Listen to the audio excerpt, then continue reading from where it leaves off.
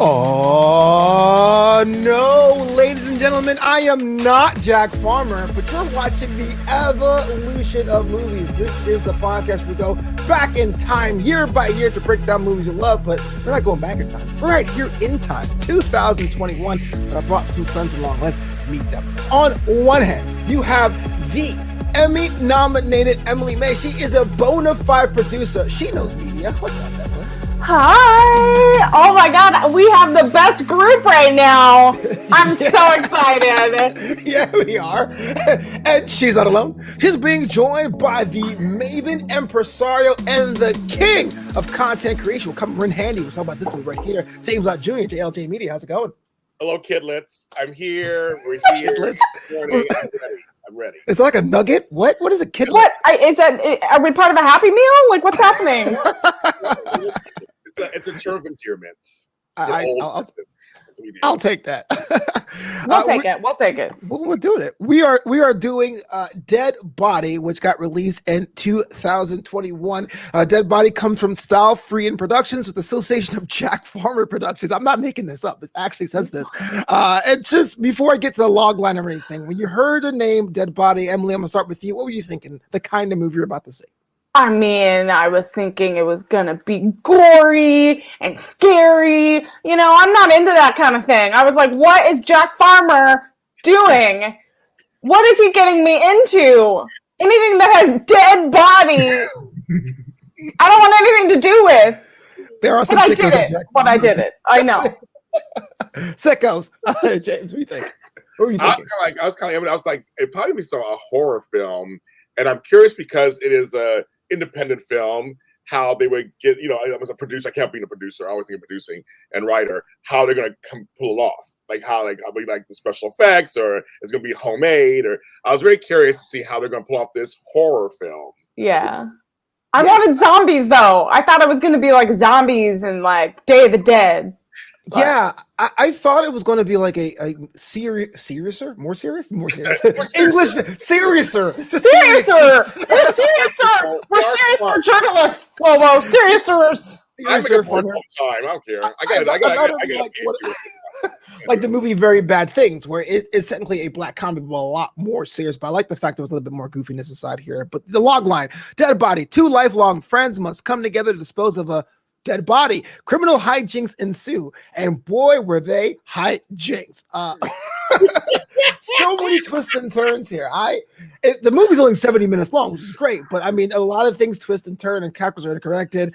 I got to say, I was a bit impressed of how layered this film was. I was expecting very, very little. No offense to the guys behind this film, but when your friend goes, I got myself a production company, and our production company made a movie, I expect the worst. But Dead Body's actually pretty good.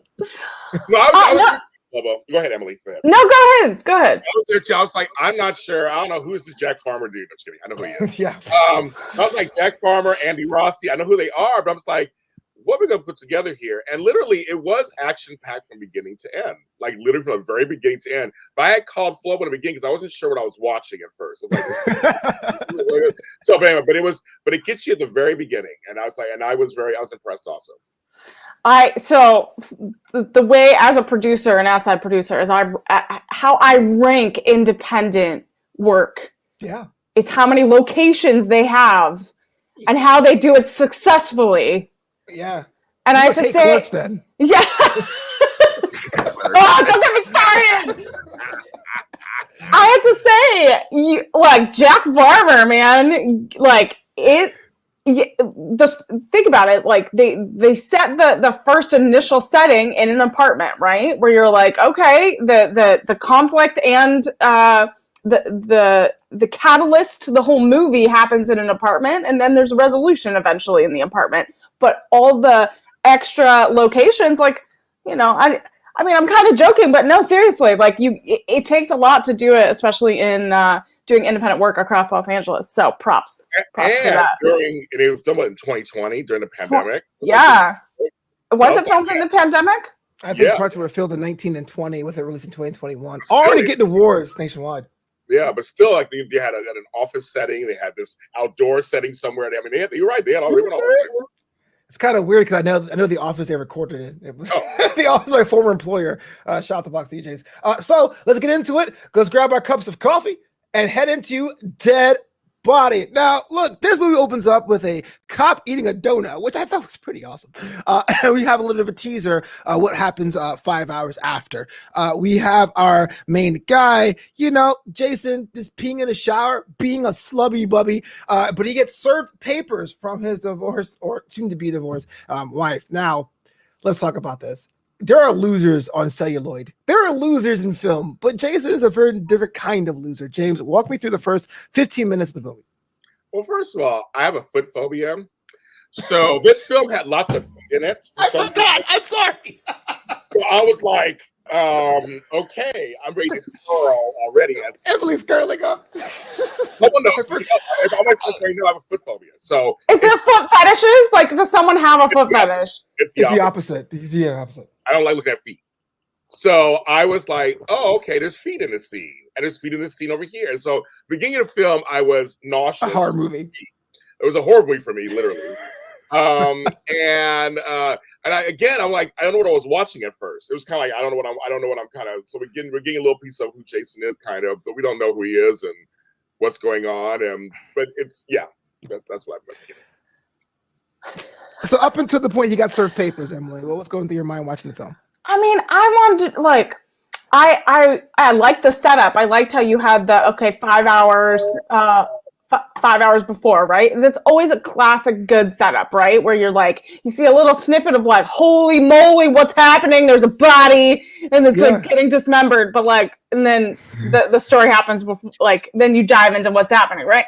But what I really wanted to know is, why is this guy so bad? Why are they setting him up to be such a loser, right? And I was like, I wanted more of that, like, man, why is he such a loser? Like, I mean, as a loser myself, I was kind of impressed. More loser representations happening in movies. I appreciate that. So moving forward, in terms of the process servers, Andy Rossi, someone we kind of know, James and I, we worked with Andy Rossi before. Sorry, before we go there, we have to mention, we meet the couple in the first 15 minutes. We meet them. I've got to mention, I want to say something about them. Yeah. You're like the worst couple on earth at first. I'm like, she's so bossy, and he's just like, here. And I was like, I know couples are like that, actually. And I was like, okay. Anyway, I do too. I was like, that's so relatable. I was like, that is a couple that's legit. Like, I feel like everyone that might have couple friends. What happens to Lovey Dovey and I love you, dear? That doesn't happen in real life. Doesn't happen in real life. No, Emily's like, no, I know couples like that, which is great. But I'm asking, the other stuff doesn't exist. I know both. Like, We do. Right, the setup is there. We do meet Craig, we do meet Angela, and they do pay off a little bit later. But I won't talk about the process server / the twist there, the first twist. Why it's important to me? Because we get the idea that RJ, played by Andy Rossi, is here to serve papers because that's, I guess, one of his side hustles. But it turns out that Brendan, the new boyfriend, lover, flame of Jason's ex-wife is there as well. So for a second there, I thought it was going to be a hit job. I thought it was going to be the first kind of horror thing, but a struggle pursues. Brendan is our first dead body, and it turns out RJ is super calm with this. So at this point, when I realized, okay, the kind of film we're going to be in, because it's definitely kind of like, people are going to get killed. It's going to be stabby. It's going to be have a good time, but let's deal with it. Emily, walk me through this. Tonal shift for me was there. Were you on board at this point?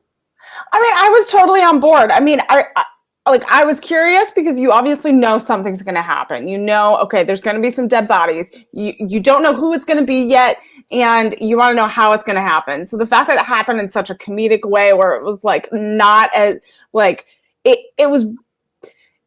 I felt like at this point I was like, it's like Shaun of the Dead a little bit. I don't know. I'm into zombies right now. I don't know why, but it felt it was so in right now, you guys.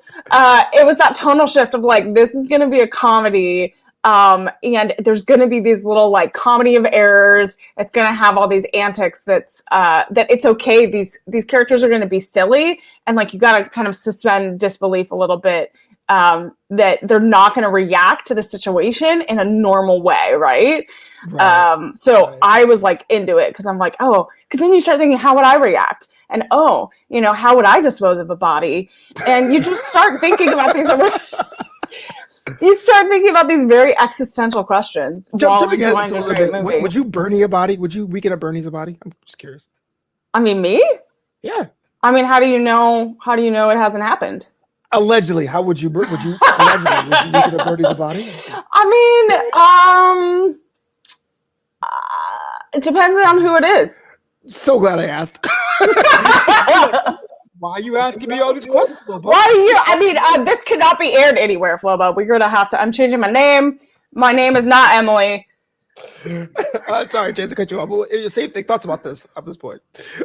Okay, no, it's fine. So for me, I had a sense of dread at the door. He kept banging on the door, and I'm thinking, I thought it was gonna be hit also. It was gonna be like he's gonna like open the door, shoot him or something. I mean, I thought it was gonna be something really weird, or they're gonna toss with the gun and somebody's gonna die. I saw the other guy hanging out. He was off to the side. I'm going, there's two of them there. Something's gonna go wrong. I said something's gonna go wrong. And when he comes in, it's Andy Rossi playing RJ. And I was like, a little scruffier, hair a little messier. And I thought I believe he has presence. I was like, I can't believe it. You like Andy him, Rossi's right? too pretty. He's too beautiful of a man to play a schlub. I think he's so handsome. I know. What's he doing? But he really sold it. You have to have a pep talk. You have to have a pep talk with him and be like, all right, let's see. What are you doing with your life? What's your life direction? Come on, brother. That's never great. What's happening? It was very interesting to see him. I was like, he has screen presence. Like, okay, I'm seeing them. We don't know what was going on. But anyway, so he comes in, and I noticed that packet was not papers. Oh, yes, I did too. Oh, sorry. I've not been served. Let's talk about it. But I knew. I'm sorry. Anyway, so you asked me my thoughts up to that point. That was I knew it wasn't. I said it's something else. It's not. It's not the papers. I knew that. But I didn't know it was a comedy or anything yet. At that point, I'm still going, this is kind of crazy. Something's going to go wrong. So I had a sense of dread the whole scene. And then, okay, yes. No, go ahead. I had a sense of dread the whole scene. And then they're going back and forth this thing. I'm like, it's not money. It's something. I know it's money, but I knew it's something else. And then when Homeboy comes in, and they're going back and forth, I'm like, something's up. And I still wasn't. I mean, it was some. Yeah, RJ was calm, and I was. It was kind of like interesting, but it was like, I'm not sure what's going on here still. And then it was his death that I texted Flo and go, am I watching the comedy? Because all of a sudden, tooth flies. Again, it shows some feet. There's all stuff going on, and then I was like, and then all that, and then that money. So I was like, oh my, okay, and then that's where I was. And I was like, okay. Yeah. Okay. So I totally have the same point as you because I like have an attention to detail. Like I can see when like there's no liquid in a cup. Yes. Like it bothers me. Like little things like that. So when I saw the envelope and the way that he was holding it, I was like, no, this isn't. There's something else in there. It's not papers. Not that I've been served, right? But I feel like it would be in like a manila envelope. It'd be very like have your like certified stamp on it, and it would be like not in like a foam bubble wrap thing. So I was like, something's gonna go down. So I totally like I didn't think I had dread that feeling, but it was mysterious. I was a little intrigued, and it had that comedy feel to it. And then once the whole tooth thing happened, I was like, this is awesome. Yeah, kind of gross because it wasn't like a clean tooth either. It was jagged. No, it was jagged. Yeah, don't eat sugar, man. It rots your teeth inside out. I wanted to talk to Jack Farmer about whose tooth he knocked out in order to get that going. Yeah, locally sourced. Locally sourced teeth. So disgusting. So Jason freaks out, calls his homeboy Craig, who's in the middle of a meeting with a really terrible boss, apparently, and Nehemiah. We know him too. Nehemiah rushes home in his Tesla, which it was kind of understandable. So Emily May, you did corporate life. Are bosses that much of a jerk? Just quickly. I mean, sometimes they can be. I've had people like, hey, turn off your phones. Like you couldn't. Yeah, like you couldn't be on your phones in the room, but like I've never had people like put them all in the middle or like take them away or anything. Okay. But what I wanted to understand was like, what are they doing? Like that, like as like a woman in the corporate world as well. I was like, you got to lead the room. So I like wanted, I was intrigued, right? Like, okay, It's like it isn't accurate. Pull me on the film. it did. No, I was just kidding. So Craig rushes home there, James, and realizes what the hell. He's freaking out because he's like, look, he wore his good tie and everything went to crap. And with the body and the shattered vase and the cool idea from RJ to dress up this body to go out to the hallway, did you think at this point you're going to get caught by, well, not the neighbors, obviously, but like the authorities, the cops, or the FBI, anything like that? We can't skip over the fact that this movie adds some kind of unusual characters. Along the way. And even had his scene where he gets his name wrong. I worked in the corporate world too before I came to this. And I don't think she was that bad. I think she was asking for people's attention. Wow. So I didn't think she was bad. I'm actually disagreeing with you guys. I think she was like, we're here to do whatever the F this is supposed to be doing. We have no idea what we're doing. Yeah. It could be plastics. It could be, I don't know, energy. I don't know what it is. And she went by there. And see, when I was in the corporate world, there was only, I think it was like Blackberries. That was back in the day, and that was it. But we didn't have like all the other stuff they have today. So I'm like, yeah, turn the phone off, put it over here, put the phones down. Leave it alone. It was a very diverse room too. It was like, I like that. I like that. This movie's very diverse. I know. What, brother? We're breaking it down, Flubbo. We're breaking. Emily and I noticed this stuff. We're breaking it. You're down. the only person And that she thinks was. that- She had a great accent, as mentioned in the film. Like I was like, oh, we're getting. It's international. It's a global cast. That is great, but I can imagine some like executive was like, "Hey, did you see that body? Oh man, the boss tested really well. Let's give her a spin-off." That's not the whole point. She's never one scene. I love spin-offs. Anyway, We should do a spin-off with. So Jack Farmer, I'm going to pitch you some things where it's that the boss lady has a murder or some type of thing in the office, and then everyone you have to figure out who is behind you and who's going to help take care of that. Craig's the one who can actually help them pull it together. Exactly, because he has experience. I'm all in. Anyway, so that's always so there was that going on. But then when he gets home, when he gets back, gets to the house and everything, I was like, okay.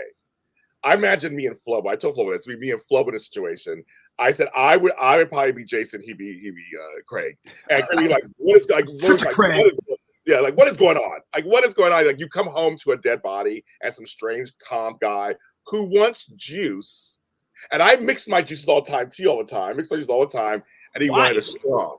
It's fun. You give new flavors when you mix that juice was pre-mixed. It was pre-mixed. You don't have to mix your own juice. Yeah, I notice things too, James. Let me notice stuff. That's a legit really good juice. I love the orange juice with the strawberry lemonade kind of thing. Me too. And so he said they're showing us that RJ is kind of a different kind of dude because he wanted a straw. He wanted a straw that was kind of, so they're trying to find a straw. And so I thought there's always little details I thought were really funny because in these movies, they can just slap their stuff together and nobody even thinks anything. But it's like they put attention. That's why I'm the kind of person who does this I look at every little thing. Yeah. That was really interesting. They did that. Meanwhile, there's a dead body just laying there. It's not going to do anything else. I mean, dead body. Yes. Just laying there. Yeah. And it was a weird spot because I'm like, so the door's over here, and then it's like the kitchen's over here. The living room's over here. So what is that? I mean, how big is that apartment? Where do they live in Los Angeles? I'm like, where do they live? Because I'm like, I don't know what that area is. It's like there's no foyer in apartments in LA. I mean, that's just kind of weird. I don't know what that is, but it was like a weird spot. I thought.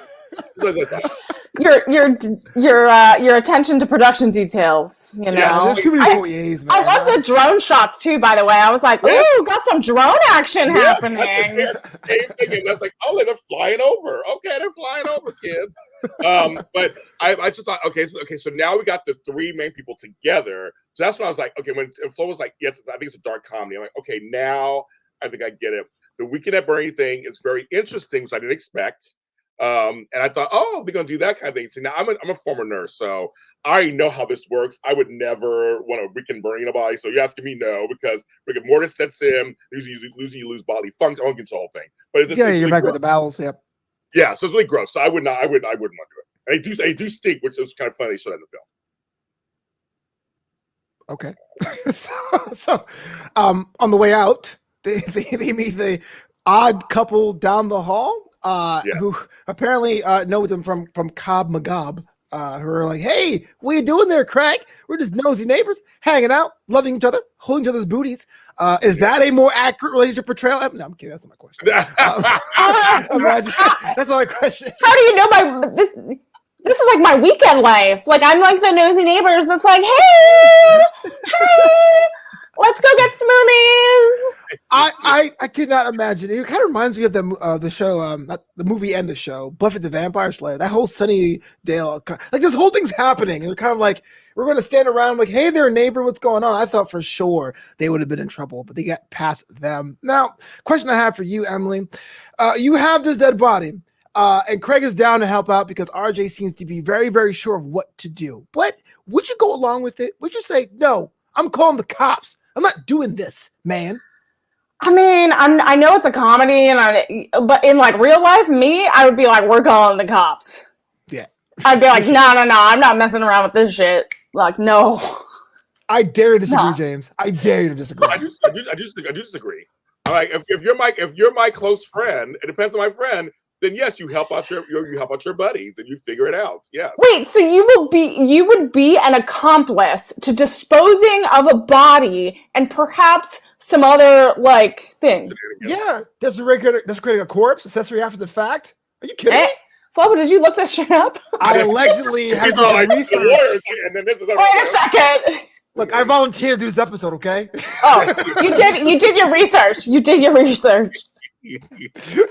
Wow. But my close circle of friends, if they needed me to help them with something, I'm that down. I'm the ride or die. I'm like, what we gotta do? Okay. I'm Louising it. We both just go down together. That's it. All right. I mean, I'm ride or die with some of my best friends. I would do anything for them, but I think it's to a point. Yeah. To a point. You gotta hold them accountable, right? Well, it's an accident. I don't trust James at all. On purpose, I'd be like, but then if it's an accident, call the police and be like, oh, this guy broke in, like we got into a fight and then he hit his head. Like, Lord have mercy on someone that goes to James Lott Jr.'s door. It was like, I got a dead body to dispose. And James goes, I'm here to help you, but cover his feet. What? I don't see feet. We're done. Like, are you afraid of just like naked feet, like just the skin, or are you afraid of like with the shoes on? No, shoes on are fine. I don't like exposed feet. We all float. In the interest of time, just gotta say that the body now is getting kind of odoriferous. It seems the back of that Yaris IA. I didn't know if they got to deal with Toyota because they put that Yaris up in front and center.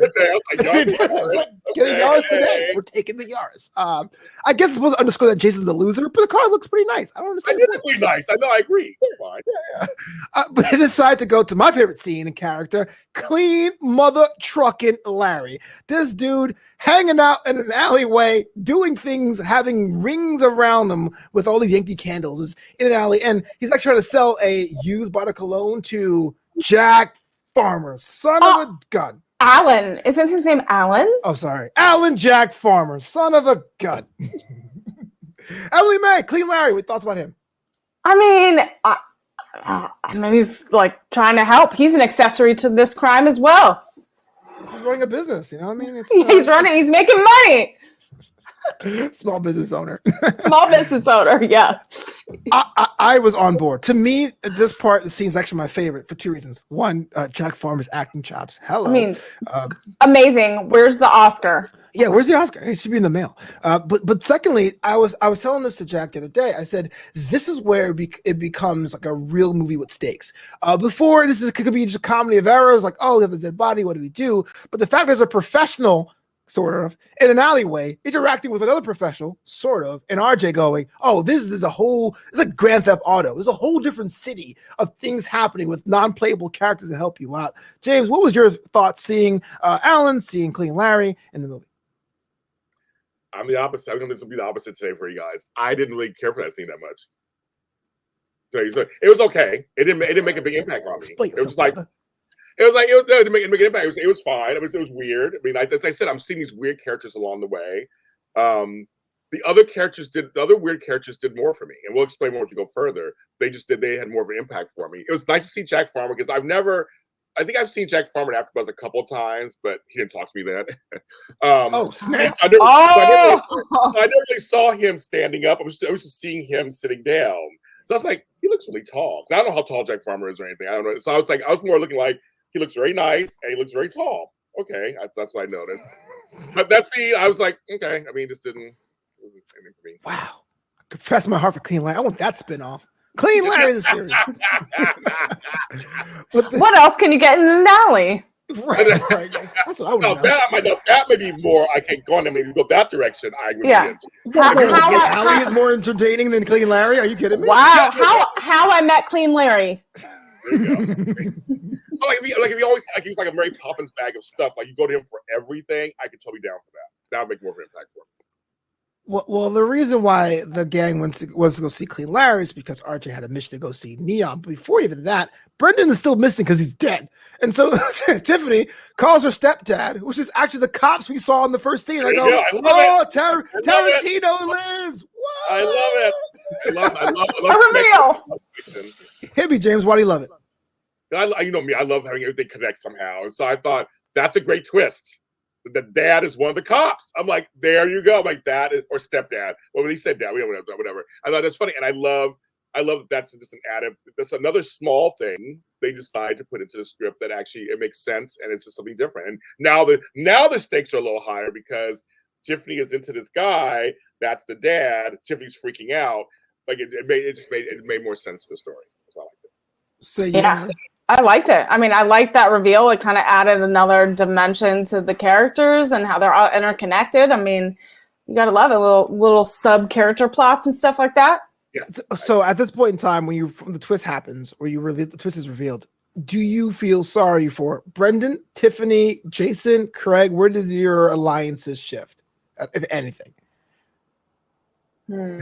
Psychopaths, all of you. I know. I mean, I don't think I have alliances. I don't know if I'm so like, I don't know if I have an alliance where I'm like, oh, I want them to succeed in getting rid of the body, you know? Okay, dark. Did you have a?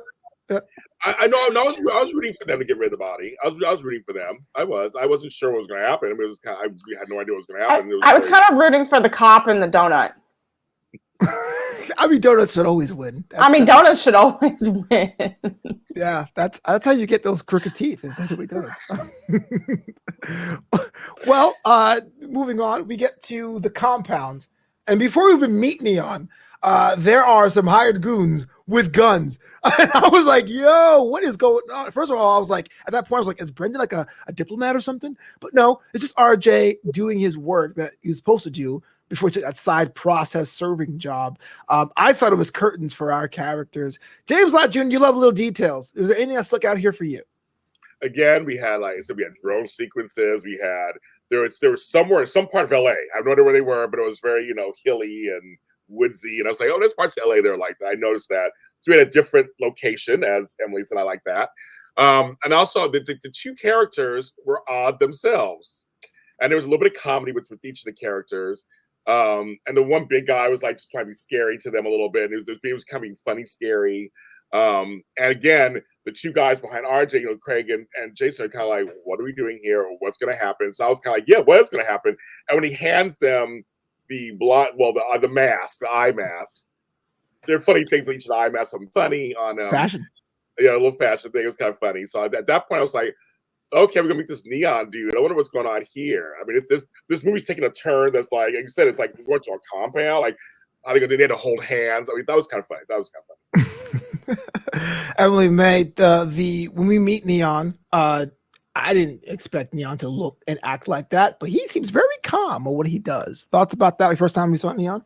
See Neon? I mean, I feel like you need to be calm when you're doing that, right? Like you have to have I'm learning way too much about you today. You just have to have a demeanor, winning mindset. Okay. I mean, you have to be like, okay, like you can't freak out when you're going to be doing stuff like this. You just have to like be calm, collected, center, focus. Yeah. You're solving other people's problems. Yeah. Definitely a room full of twists here because, and I don't want to get too far ahead with what happens in the house.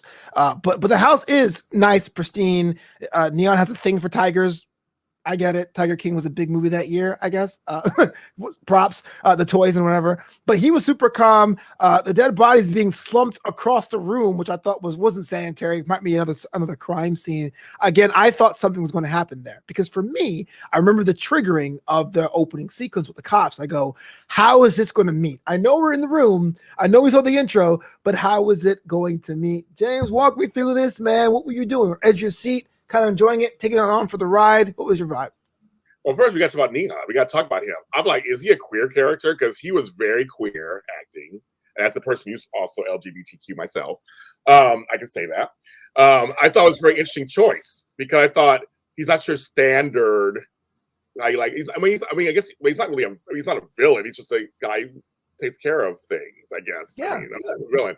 But I thought because he was very pristine, the way he held himself, how he liked his drinks, how they were both basically serving him and serving. They were kind of like contained to his face, his every need, and the way he was dressed, the way he talked. I thought exactly. That's some big goon, mean, stereotypical guy. So for me, I kind of liked that portrayal that he was somebody who you wouldn't expect, right? Because we're so trained to see those kind of guys in certain roles. I'm like, is he kind of queer? Is something going on there? I'm like, it's kind of funny. I thought I really enjoyed it. So that actually made even more so like, what is he going to do while they're there then? Like, I mean, this character can go any direction now because for me, he does. Because it's just like he's not that stereotypical character who does the rote things that we see in movies. So I was really curious to see what's going to happen. So they're sitting there, dead body sitting there. They keep showing the dead body. They keep showing the dead body. I'm curious, like what? And then we know the cops are outside. We finally meet up. He's eating that donut. I meet up and I go, oh my goodness, it's going to intersect in just about 2-3 seconds. And then I did. Let's get to the swerve. We thought that RJ was a nice guy, kind of, sort of, but gets stabbed. And we go, oh yeah, he was a rapscallion. Because for me, the twist was I forgot that an hour before he had took that money off the top of that envelope. He totally paid for it with his intestines being ripped to shreds. Oh my God. I was laughing so hard because I was like, bless your little independent hearts, because that fake blood was gushing everywhere. Oh man, died, James. Yeah, James, this is serious stuff here. I loved it. I was like, the goriest keep stabbing. The gorier, the better. It was just gushing. I was like, yeah, you got that budget. You got those packs and everything. You're just like, yes. I loved it. I was here for it. This was the moment I was waiting for. I wanted the blood. I wanted the guts. I was like, yeah, you go. I was cheering it on. My word. And it's implied his head gets cut off. You guys was like happy with it.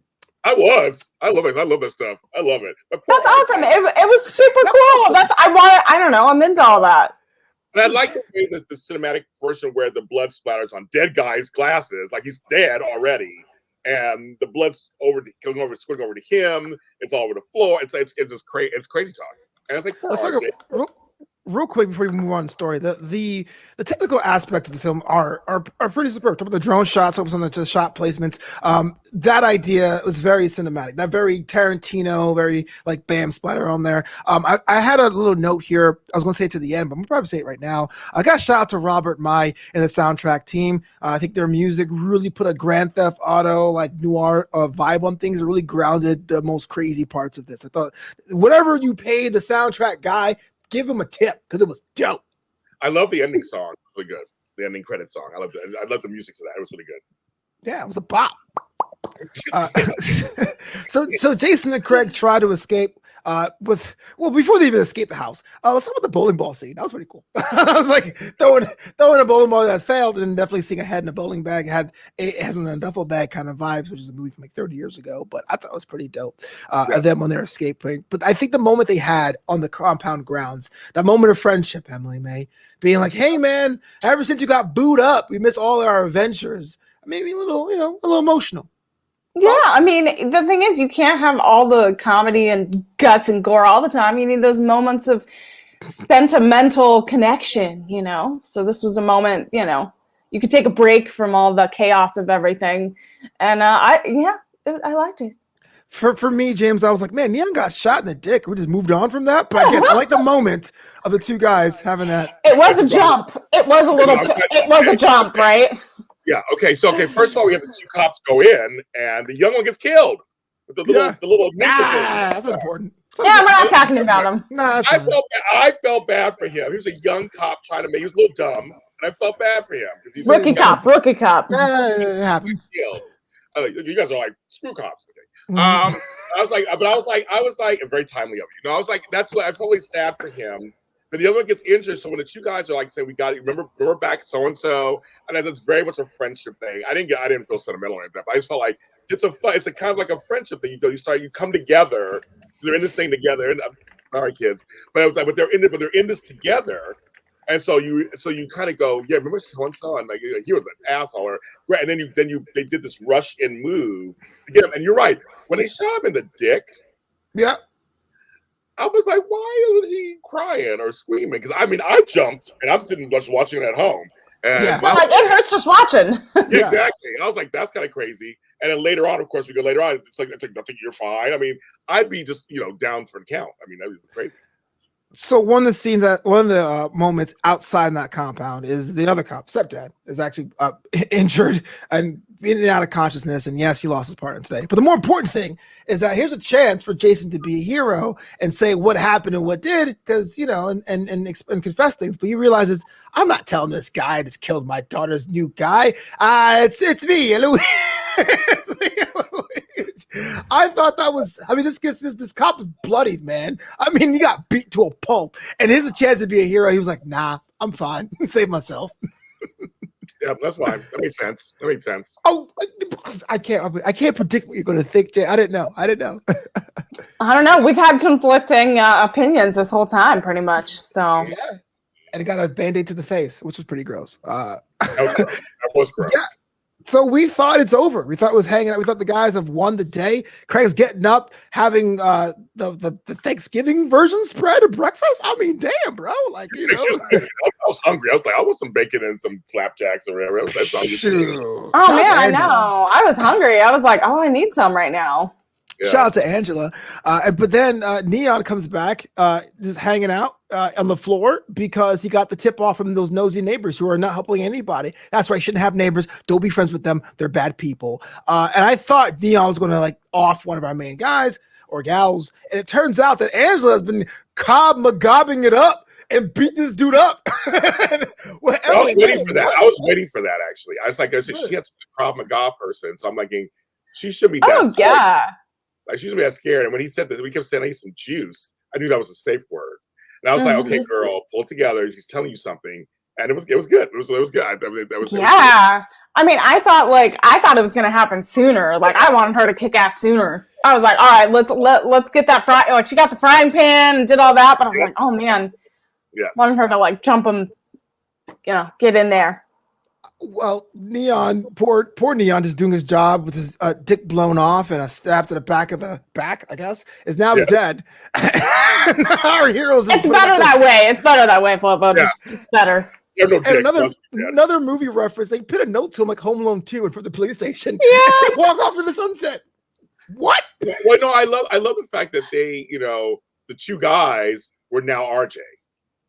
That was another such a detail. They were just calm. And it's like, why are you guys so calm? Like, why are you guys so calm? And they're like, oh, we can handle it. That's what RJ did. That's the whole thing. It was a whole full circle moment. I love that reaction that she was totally freaking out, rightly so. And they're like, oh, let's have some bacon. Oh, look at those pancakes. I'm going to have some pancakes. We're going to have some breakfast. Going feet again. I was like, oh. Well, okay. Well, the one person you kind of feel bad for, at least I did for a second, was Tiffany. But she was kind of demanding. And everyone else around her was, now we're saying no? You care about a rookie cop? You don't care about Tiffany? I was never a fan of Tiffany. Her dad got beat up. Her boyfriend's dead. Her ex-husband hid inside the papers. She deserves everything she's feeling right now. She deserves everything she gets. She's like, I think something's wrong with her. I'm not a fan. Wow. Is there going to be a spinoff with Tiffany? I don't know. Tiffany and Clean Larry. All right, let's get out of here. Dead Body. It's on the festival circuit as of this recording. You got to check it out whenever you can. Before we do, there's always something we do in Evolution of Movies. It's the 6 Degrees of Kevin Bacon, which we try to connect a member of the cast to Kevin Bacon. In fact, there's actually bacon in the last scene. I know. I was like, I want real bacon. All right. So Craig, who was played by James Edward Shippey, was on a show called 86 with Jennifer Marshall. Jennifer Marshall guest starred in an episode of NCIS with Mark Harmon. Mark Harmon was in the movie Freaky Friday with Christopher Guest, and Christopher Guest was in A Few Good Men with Kevin Bacon. And that's the link there for Dead Body. Thank you very much. It took me about 25 minutes to figure this out. That James Shippey gets wrong. Thank you so much for joining me on this edition of the Evolution of Movies. I know you guys are super busy. I have nothing going on in my life. This is a pleasure for me. Emily May, if someone wanted to follow you or connect with you online, where can they find you? You can find me on all social platforms at Emily May Heller. This was fun. Thanks for having me on. Pleasure. James Lott Jr., where can I get you sold? I mean, what? I'm going to do this short version. You can follow me. We're all James Lott Jr. is sold at James Lott Jr. and also social media platforms. JLJ Media is my online network. I have over 35 shows, new ones including And Just Like That after show. I just started doing that one. I love that. Oh my gosh, I got to watch it. I do that after show on my network, JLJ Media. That's why I'm mentioning it, and I do all the shows. Thank you very much, Jack Farmer and crew. Flow Boys here at flowbeat.com, newamsterdams.com. Again, Dead Bodies on the festival circuit now. By the time you listen to this, it may be available on all those kind of digital media. Style Free in Productions and Jack Farmer Productions, thank you so much for the opportunity. Hopefully there's a sequel, and until then, we'll catch you at the movies. I don't know how to end the show. I have no idea how do you end the show. I'm out. I'm out. Until the next movie. Oh yeah, that's it. Until the next movie. Hey.